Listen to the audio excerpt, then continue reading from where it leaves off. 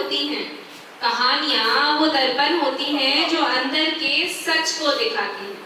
कभी मुस्कुराहट, कभी आंसू बनके दिल को छू जाती है। और अब स्टेज पर आने वाले एक ऐसे कहानीकार जिनके लफ्ज छोटी बातों में भी एक गहराई भर देते हैं। Please welcome Jaymin Rana.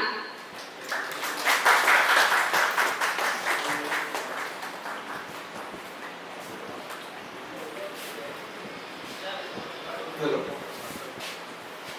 આજે હું જે કહેવા માંગુ છું એ પ્રેમ વિશે છે.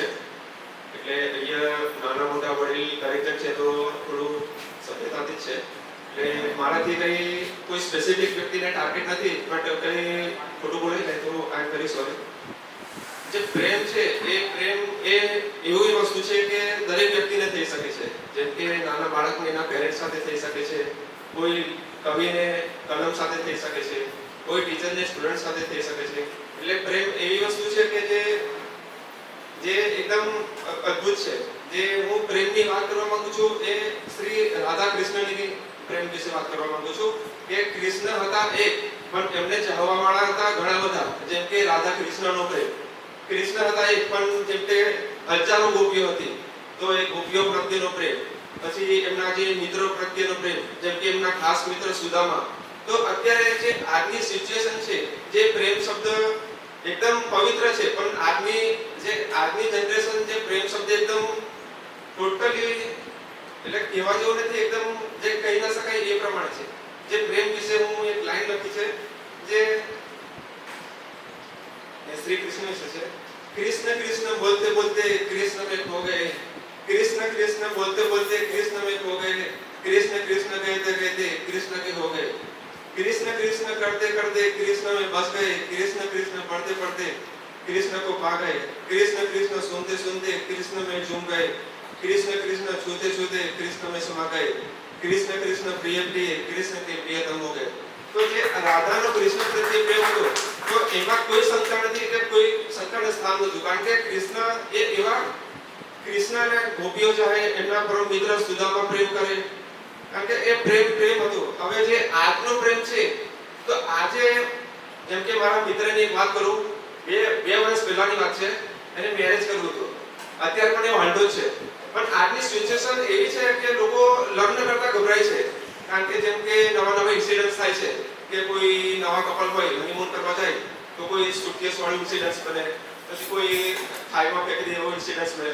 તો મારો મિત્ર 2 વર્ષ પહેલા મને બહુ ફોર્સ કરે કે ભાઈ તારા સમાજમાં કોઈ છોકરી હોય તો કે છોકરી હોય તો કે, પણ આજની તારીખે મેં એને સામે ચાલીને કહું છું કે મિત્ર મારા ધ્યાનમાં એક છોકરી છે, પણ એ સામે ચાલીને ના પાડે છે કે ના ભાઈ મને મારા પેરેન્ટ્સ સાથે શાંતિથી રહેવું છે, કારણ કે એને આજના પ્રેમ પરથી ભરોસો ઉઠી ગયો છે. કારણ કે આજનો પ્રેમ છે એ વિશ્વાસ પાત્ર છે જ નહીં. એટલે એના પર 2 લાઈન લખી છે.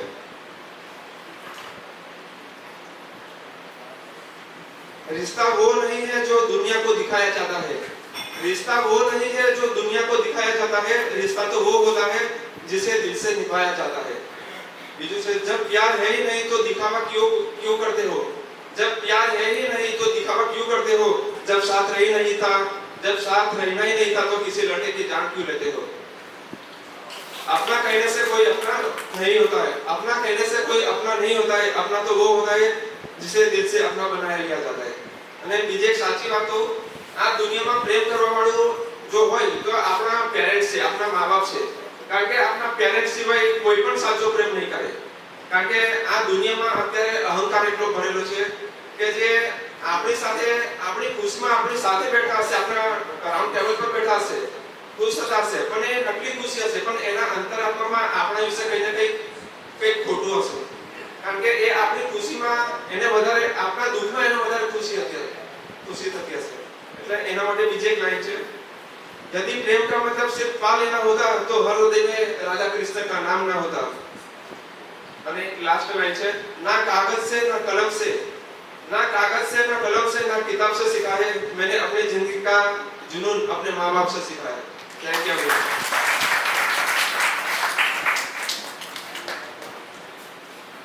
So nice. So आगे बढ़ते हैं और अपने next performer is a multitasker again. So कभी गीतों में